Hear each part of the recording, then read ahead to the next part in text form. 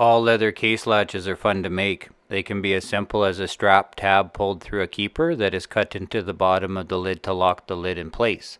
They can also be detailed with raised and lined parts, are carved and stamped and colorfully dyed. To me, the details on the inside also matter, and having all the parts fitting together tightly requires a lot of planning. The pull tab is an elaborate closure and can be made very exact when the molded post is big enough to hold a half-inch keeper for the pull tab to lock itself into. The total length of the tab should reach the end of the lid to keep the case closed and have a long enough attachment tab to make the pull tab easy to pull out of the keeper. After the post is molded and allowed to dry, it can be cut out, stitch marked, and dyed so it can be made into a part after the pull tab is assembled to fit into it.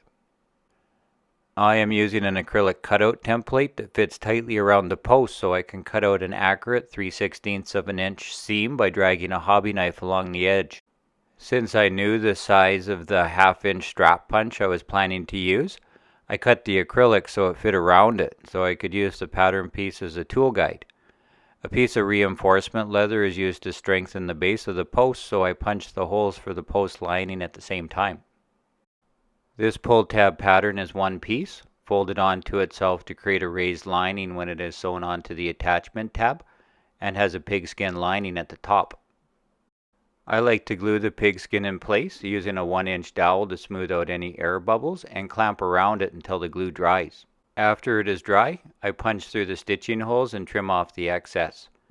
The attachment tab is stitch marked on the top piece but not the bottom because this attachment tab will be stitched in place around a curve, so the holes are punched through after it is glued into shape. I am using a 2-inch dowel to apply even pressure and match the shape of the case it will be installed on.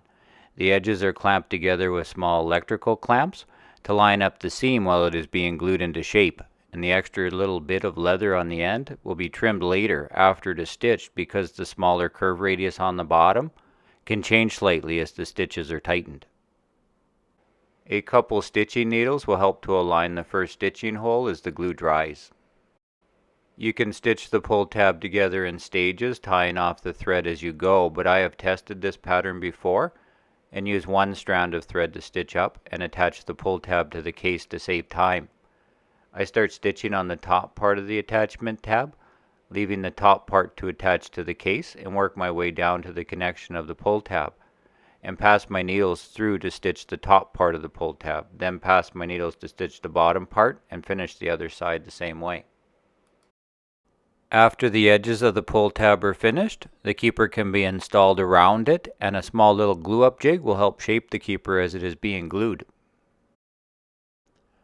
I dyed a 1/2-inch strip of saddle leather and stitch marked the top piece. I then used a bench skiver to remove the bulk off the flesh side, which also makes it easier to add a 1/8-inch strip along the top for a raised center that can be glued in place with small electrical clamps. After the top showing area of the keeper is sewn together and the edges have been finished, it needs to be fitted. You can stitch the keeper in the back or use a heavy-duty staple. The base of the stapler I use is the same size as the pull tab, so I can pull the strap tight against the front when I set the staple for a perfectly fitted latch that is ready to be installed onto a case.